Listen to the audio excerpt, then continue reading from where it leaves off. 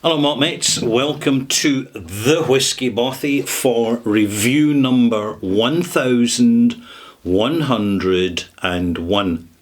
And the whiskey I am going to review for you has got quite an interesting backstory. So I'm going to start with the backstory before I introduce the whiskey itself. Now, this is my bow. Let's see if I can fit it into frame here. It's not a particularly big bow. It's what you call a short bow. You also call it a bear bow. I hope you can see it. I'll bring it forward so you can see the exceptional craftsmanship of the moulding, all done by hand. And there's a bone rest on the front of the handle. The grip is very ergonomic. The limbs, as you can see, has got this beautiful Celtic decal. Both ends, so try and squeeze it into frame. And it has got quite a tight recurve on it. This is a bear bow, and I am an archer. And I'm going to introduce, if I've shown you the bow, I might as well show you the arrow. This is the arrow that I use. This is sporting equipment. It is not a dangerous weapon. It's sporting equipment, just for the record. The fletchlings, which are the flight controllers, are made of feather. It's burnt orange, which is my shooting colour, because the fluorescent knock, which is this little groove at the end of the arrow, shows up more clearly than any other colour when I hit the target, which I do most of the time, although occasionally I do miss. Now, I'm not going to actually release an arrow in the bothy. This is purely sporting equipment, and should any pirates come up the river, I shall be ready. Look at that. I'm sure you get the point. This is a Scottish bow. It's made by Border Bows in Scotland. You're probably about £1,500 for one of these new, because it's handmade. It's completely handmade. I bought this second hand on eBay, and it was prior to me becoming the owner of it, the very proud owner. It's a lovely, lovely bow to shoot, because the sign of a good bow is the stability of the draw and the smoothness of the release. In other words, with a cheap bow, you get a very jumpy, sporadic release of the arrow, whereas with a good quality bow, it is very measured, it's very, very precise, and it simply makes you a better shot. Well, that's the theory. I'm still improving, put it that way. But this is a bear bow, so there's no sightings whatsoever, except the sighting that I use is the tip of the arrow.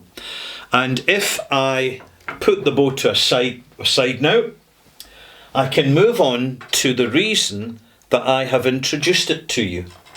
I've mentioned that I'm part of a local archery team, but I'm not a competitive archer. I do not participate in such events as the Island Games. Now, the Island Games are like a very mini Olympics, where the small islands around the world, particularly in the Northern Hemisphere, like Guernsey, Jersey, Faroe Isles, Isle of Man, where I live, the small islands get together and have their own little games. The Isle of Man, to its credit, does quite well. In fact, the Isle of Man team, archery team, came back with silvers. So people did really, really well. And when they came back, they brought me this, because The 2025 Island Games took place this year on the island of Orkney. Island of Orkney is home to two distilleries, two whisky distilleries, plus another, a recent one. It's also got its own rum distillery, by the way, producing world-class rum. But we'll focus on this one. This is Scapa. And this is a distillery-only bottling with a little badge on it with barely readable writing saying bottled to commemorate the Island Games 20th anniversary, 2025. This is a distillery-only bottling. Bottles number were bottled in 2025, bottled at 48%. American oak and non-chill filtered, and in my opinion, natural coloured. So they haven't added E150 colourant. This was a gift to me from members of, well, what's left in the bottle was a gift to me. From the team members who bought the bottle to have a wee dram themselves to celebrate their victories and their success. I'm very pleased for them, proud of them. And they've left some of the whisky for me to try and review for you, because it's extremely rare in this channel that I review any Scapa single malt from Orkney, and certainly in particular official bottlings. And the reason's simple, is I don't rate them particularly highly, because the owner of Scapa Distillery is Pernod Ricard. Pernod Ricard is arguably the second largest whisky producer in Scotland, and they focus basically on their blends. They're all about blended Scotch, and they're all about bulk sales. They're all about reaching out and connecting with the passive consumers around the world. So you'll see many of their blended brands quite visible wherever you are. Chief amongst them, of course, Chivas Regal, which I haven't reviewed for a while. And Scapa, in my opinion, is overrated. However, I'm going to give this a fair assessment and a malt mark to help celebrate the success of the Isle of Man archery team, who are all good people. Cheers. Completely unpeated, light in style, light in nature, fruity, mild banana, mild pineapple, mild soft peach.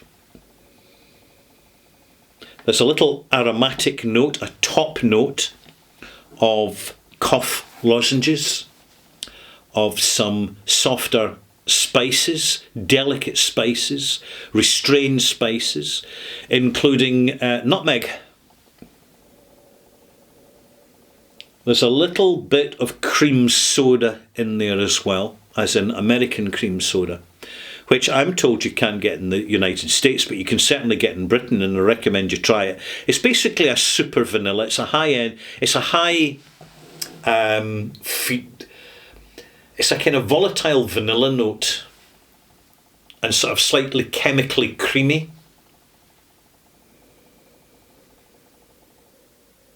There's also something slightly green about it.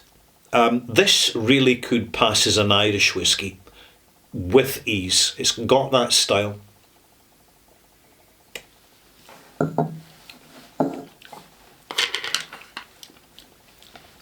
Tangy, sour, predominantly sour, a nice delicate note of bitterness. I would put this at 8 years old, no more. When you look at the price that they were charging, I believe it was £35 for the bottle. I think for a distillery-only bottling, that's actually a very fair price, and I find it remarkably cheap, actually, compared to what distilleries tend to charge people for distillery-only bottlings, which this is, only available at the distillery. I've only added one 5 millilitre soda spoon of water. That's all it's getting. Any more than that and it will start to fade like snow off a wall in a bright sunlit day in January. Not that we get many of these. Back to the nose. Becomes a little more tangy, sorry, I said tangy. There isn't a lot of tannins in it. In fairness, this is a pretty competent ex-bourbon cask. It's delivering the vanilla notes very successfully, and they have assimilated into the Scapa character. However, already I would rate this on the boring side of exciting. That's an opinion. My reviews are an opinion. For people who don't drink a lot of whiskey, this is like a slightly effervescent Glenfiddich 12-year-old. So it's going to be ticking the box for many whiskey drinkers out there. Actually, for the majority of whiskey drinkers. But for someone like myself, who's too damn fussy because of all the whiskies I've enjoyed over the decades, I'm finding this, frankly, a bit bland. However, in fairness, and I just want to keep it fair here, it's perfectly competent. It's cleanly made, a little bit over distilled. It's lacking a little bit of substance. It could have been more grain rich, but you can clearly see immediately on the palate that the yield has been for alcohol production and not for flavour. This is typical of big distilleries and medium distilleries and small distilleries, any distillery in fact, which is primarily producing for blended whiskies, where the actual fullness of flavour, frankly, is not particularly important. And I'll go further and say that to the blender, it's often not particularly desirable. Because when you have too much sensation range, which comes with higher flavour yields, it actually starts to put too much juiciness into the whiskey, and the modern palate, frankly, which has been dumbed down by overconsumption of bland stuff, because that's what corporations focus on. You know, I'm telling you the truth. I'm just telling you as it is.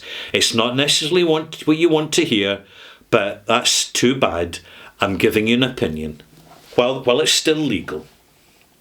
And I've given it a few minutes with the water in it. I'm not going to add any more water. It's a really nice thought of the Archery team to bring me back a sample of this whiskey to review for you. And I did sponsor them towards the team, and I'm delighted I did, because frankly I know they appreciate it. And there we have it. So I did give them a wee sponsorship before they went. They have asked me if I'd like to compete, but that is not going to happen, because I'm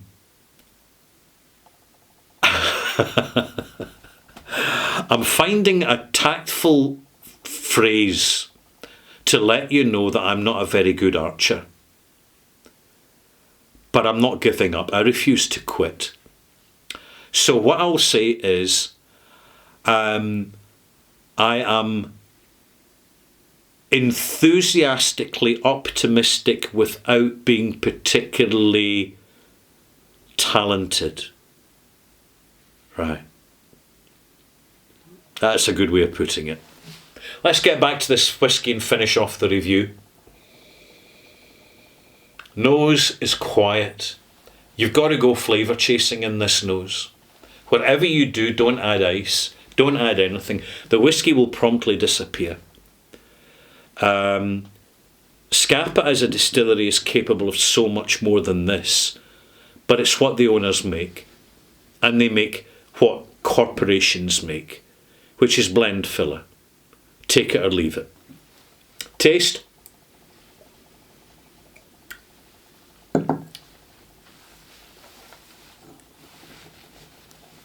Fuller, sweeter, and more resinous on the palate. Bright fruit resins. Cherry notes, absolutely. Pink cherries, not red. White peach, Yeah, soft pineapple. The barley's coming through a bit richer, but not rich enough. So here we go, the finish. My final words in this, there's not so much more to say, frankly. The finish is short, sharp, and slightly, vaguely citrus. And it is a very pleasant and immediately forgettable malt. Remarks.